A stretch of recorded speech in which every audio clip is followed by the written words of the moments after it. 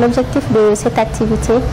est de rappeler et attirer l'attention des femmes maliennes en général et surtout les femmes décident de déplacer en particulier de l'importance des documents d'état civil dans la vie d'une femme. Notamment les pièces d'identité nationale, les passeports, les cartes NINA, les cartes biométriques. Pour qu'une femme puisse être autonome, pour qu'on puisse parler même de la justice économique d'une femme, il faut que la femme puisse avoir ces pièces quand même.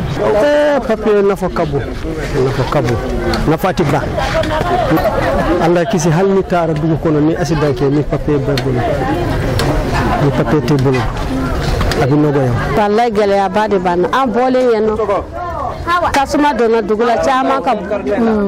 carte nuka carte nina nuka wolo sebe be abe de tora yeno nafa bade bala ni carte d'identité sore bisika voyager bisika ta yoro chama ona ini fama fana bisika baraka nyagon fait. Donc nous sommes venus ici aujourd'hui pour leur demander, leur savoir, les sonder pour voir est-ce qu'elles en ont, est-ce qu'ils connaissent l'importance de ces documents. Donc dans les causeries, parce que c'est une séance de sensibilisation, dans les causeries, il y a certaines qui connaissent la valeur, il y a certaines qui connaissent l'importance de ces documents, il y a certaines qui n'en ont pas et elles connaissent même pas l'importance de ces documents. Donc on les a fait savoir que pour même des opportunités de financement, des opportunités de crédit dans les microcrédits, il faut qu'ils aient ces documents qui les identifient. Parce que quelqu'un qui n'a pas ces documents n'est pas identifiable dans la société d'aujourd'hui. Donc pour cela, on est venu les sensibiliser pour qu'on puisse faire ensemble un chemin pour voir comment est-ce qu'elles peuvent être dotées de ces pièces pour qu'elles puissent être autonomes et exercer des petits commerces et puis prétendre même avoir des crédits dans les microfinances et autres et même avoir des financements de certains partenaires. Donc